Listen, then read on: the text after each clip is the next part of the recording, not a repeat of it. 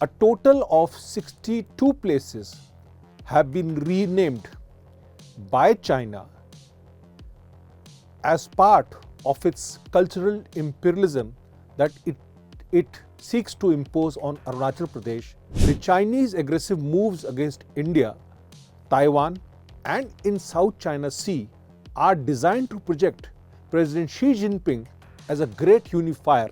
The real reason behind the latest round of renaming of places in Arunachal Pradesh by China is to really finger the Narendra Modi government and instigate the opposition on the eve of the 2024 general elections. Before Narendra Modi was sworn in as the Prime Minister in May 2014, the upgradation of roads and military infrastructure in Arunachal Pradesh existed on paper and purely in plans. The Chinese spokesperson actually should do some research before they swear in the name of Arunachal Pradesh, as the position of Chinese Communist Party vis-a-vis Arunachal Pradesh has changed over the past decades. The Modi government decided to give it back to them when the Chinese army transgressed into the Chumar area on September 17, 2014, while President Xi Jinping was hosted by Prime Minister Narendra Modi at Ahmedabad.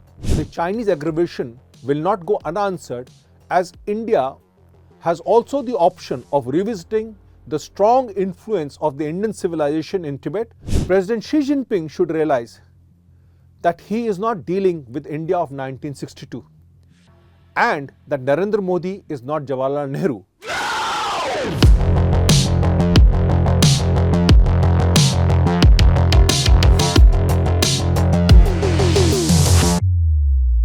Namaskar. After Prime Minister Narendra Modi inaugurated the 12-kilometer long tunnel under 13,700 feet high Sela on March 9th from Itanagar, the Xi Jinping regime has literally gone berserk. First, they publicly protested against Prime Minister Modi's visit to Arunachal Pradesh, stating that the state belonged to them, and then on March 30th decided to give Mandarin names to 30 places in Arunachal Pradesh. The Indian External Affairs Minister S. Jaishankar called the first move ludicrous, and the MEA spokesperson called the second move as senseless. This is the fourth list of names of places in Arunachal Pradesh released by the Xi Jinping regime since 2017, a move that was triggered by the visit of His Holiness the Dalai Lama to Tawang on April 2017. A total of 62 places have been renamed by China as part of its cultural imperialism that it seeks to impose on Arunachal Pradesh, while Foreign Minister S. Jaishankar has dismissed the exercise. मैं आपके घर का नाम बदल दूं तो मेरा घर बन जाएगा क्या?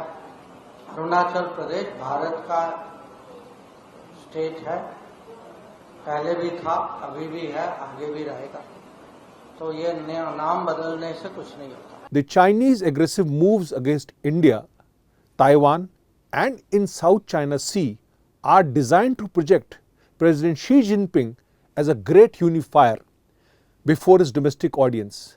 Just as Mao Zedong gave China respect, Deng Xiaoping economic empowerment, Xi Jinping wants to go down in the history as the man who unified China with dreams of militarily conquering Taiwan, lording over South China Sea and occupying Tawang, the birthplace of the sixth Dalai Lama.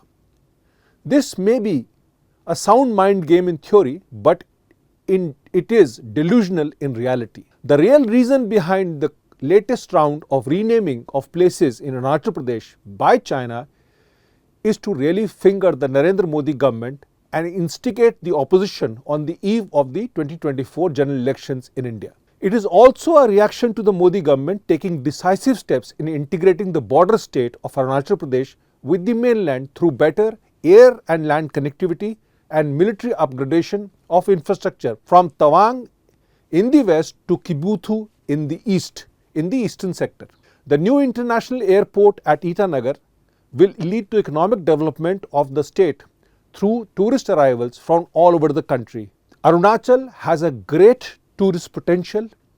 Arunachal is a place which is extremely beautiful with alpine climate, and hence everybody in India who earlier used to go to Himachal Pradesh and Srinagar will now be looking towards Arunachal Pradesh as well as Sikkim and Darjeeling.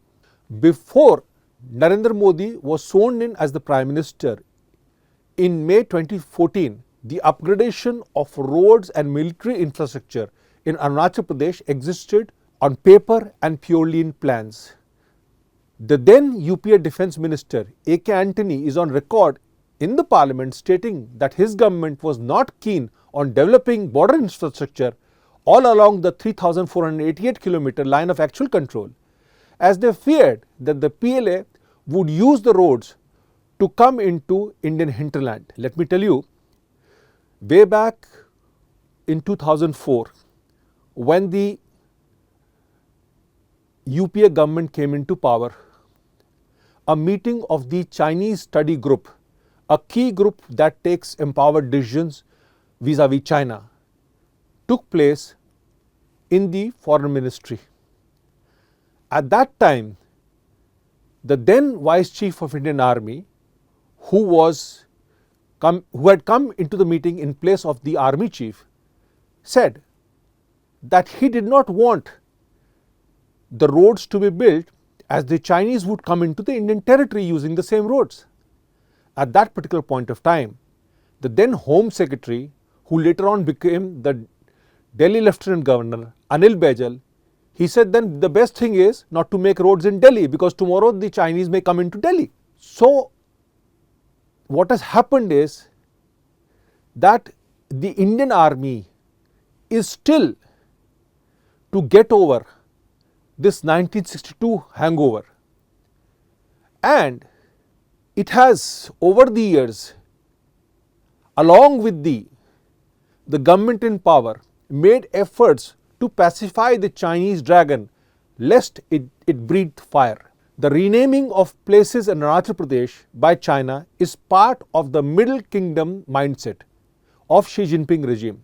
The Middle Kingdom, or Zhonghao as it is called in China, in Mandarin, is a concept where China is at the center of the world and all other are tributary states. This has given rise to Chinese military and cultural expansion in the present decade, with routine violations of Taiwan air corridors, coercion of Philippines, Indonesia through aggressive PLA Navy, and efforts to block Indian patrols along the Ladakh LAC in Demchok as well as in Depsang Plains. The Chinese spokesperson actually should do some research before they swear in the name of Arunachal Pradesh, as the position of Chinese Communist Party vis-a-vis Arunachal Pradesh has changed over the past decades.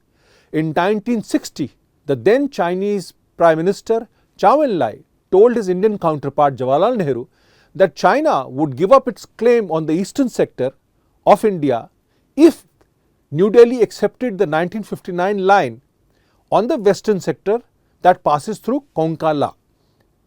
The same position was reiterated by Deng Xiaoping in 1984. But it is in 1987, during a Vice Minister dialogue, it was communicated that China will stake claim on both the sectors, and hence the problem has arisen.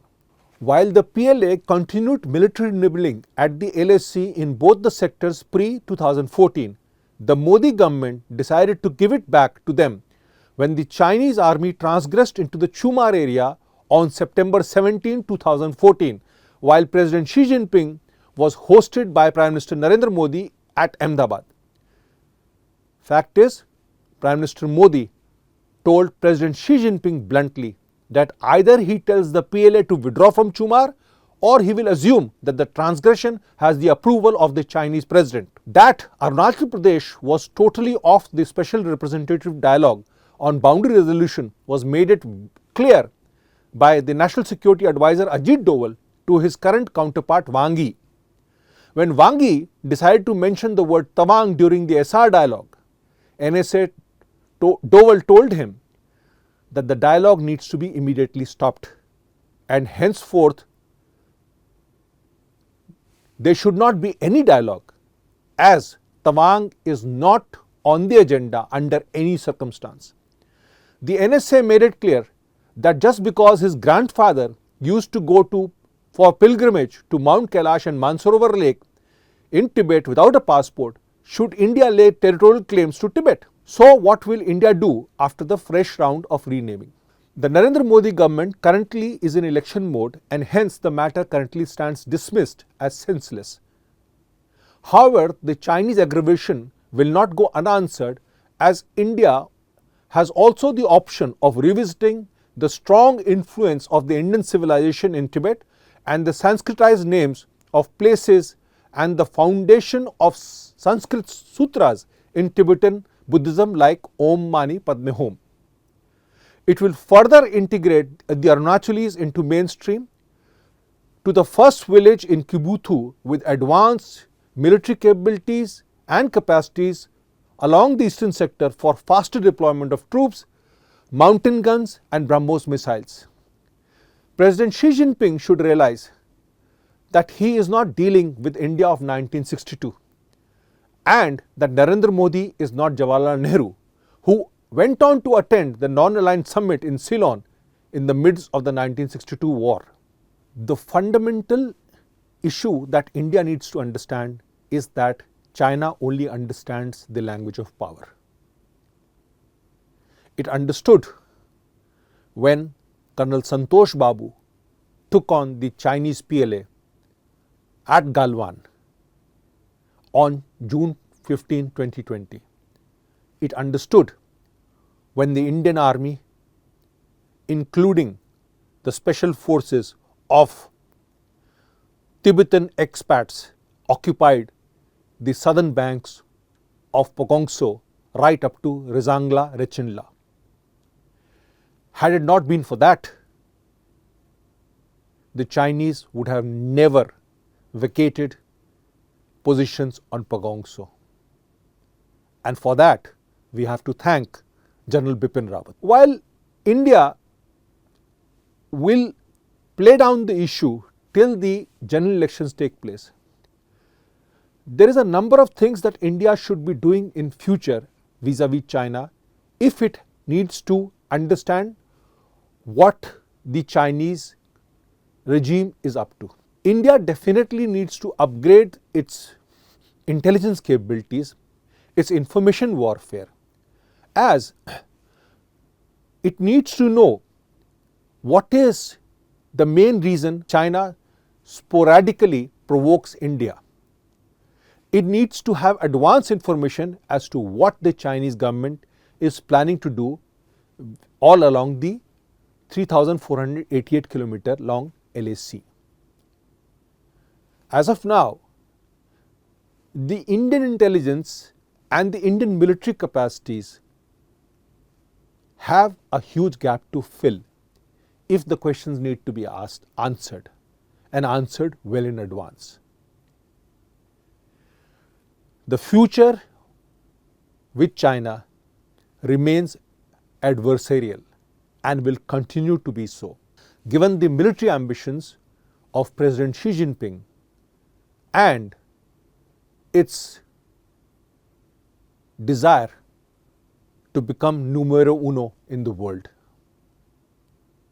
India needs to be prepared to meet China, and for that it needs advanced information. Namaskar.